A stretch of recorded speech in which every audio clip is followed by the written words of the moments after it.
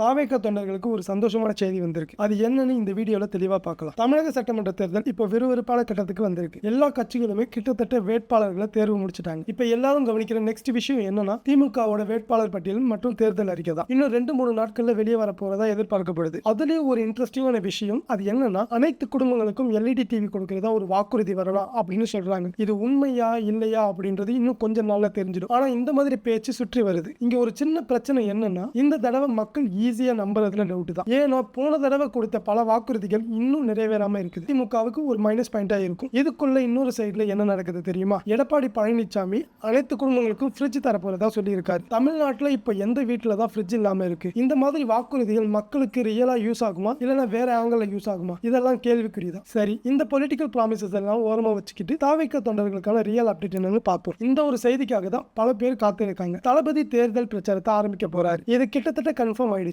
மேலும் சென்னை பெரம்பூர் தொகுதியில தான் தளபதி போட்டியிட போறாருன்னு ஸ்ட்ராங்கா பேசப்படுது. அந்த தொகுதியில இருந்து தான் கேம்பெயின் ஸ்டார்ட் ஆக போகுது. 28ஆம் தேதி தளபதியோட பிரச்சாரம் அபிஷியலா ஸ்டார்ட் ஆகும். ஒரே நாள்ல சென்னையில பல இடங்கள்ல கேம்பெயின் பண்ண தேர்தல் ஆணையத்திடம் பர்மிஷன் கேட்டிருக்காங்க. ஆனா எலெக்ஷன் கமிஷன் என்ன சொல்லியிருக்காங்கன்னா, கேம்பெயின் பண்ணலாம், ஆனா ரோட் ஷோ மாதிரி இல்லாம ஸ்டேஜ் போட்டு கண்டக்ட் பண்ணணும்னு சொல்லியிருக்காங்க. தளபதி ரோட் ஷோ வந்தா கிரௌட் எப்படி இருக்கும்னு எல்லாருக்கும் தெரியும். அந்த கிரௌட கண்ட்ரோல் பண்ண முடியாது. அதனால தான் இந்த ரெஸ்ட்ரிக்ஷன். ஆனா இங்க தான் இன்னொரு ட்விஸ்ட் இருக்கு. தாவேக தரப்புல இருந்து என்ன ரெக்வெஸ்ட் பண்ணிருக்காங்கன்னா, எடப்பாடி பழனிசாமி எப்படி கேம்பெயின் பண்றாரோ அதே மாதிரி பர்மிஷன் எங்களுக்கும் கொடுங்கன்னு கேட்டிருக்காங்க. அதாவது சேம் ரூல்ஸ் எல்லாருக்கும் ஈக்குவலா இருக்கணும்ல. இப்போ மெயின் கொஸ்டின் என்னன்னா, தளபதி ரோட் ஷோ வர போறாரா இல்ல ஸ்டேஜ் மீட்டிங்ல மட்டும் தான் இருக்க போறாரா? இதுக்கான ஆன்சர் இன்னும் கொஞ்சம் நாள்ல தெரிஞ்சிடும். ஆனா ஒரு விஷயம் மட்டும் கிளியரா தெரியுது. இந்த எலெக்ஷன்ல ஐப் லெவல் ஆல்ரெடி மேல போயிருச்சு. கேம் ஆரம்பமாயிடுச்சு. இது போல இன்ட்ரெஸ்டிங்கான நியூஸ் தெரிஞ்சுக்க மறக்காம நம்ம சேனலை சப்ஸ்கிரைப் பண்ணிட்டு சப்போர்ட் பண்ணுங்க. நன்றி.